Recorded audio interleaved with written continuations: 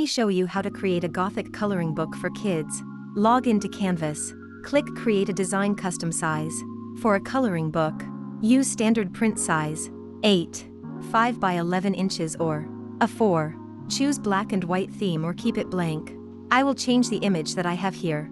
I'm using ChatGPT to create a prompt for me. How and what my characters will look like. Copy the prompt that you chose from ChatGPT.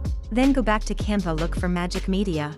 Paste the prompt here, you make change or add some details in you liking. And Canva will generate 4 pictures and just choose which one you like. You may add some details on your page. You can do the same process until you can create 10 to 50 pages depending on your book size. Once you're done, click on Share and save it as PDF. And that's a wrap. If this tutorial helped you level up, smash that like, hit subscribe, and drop a comment so I know what you want next.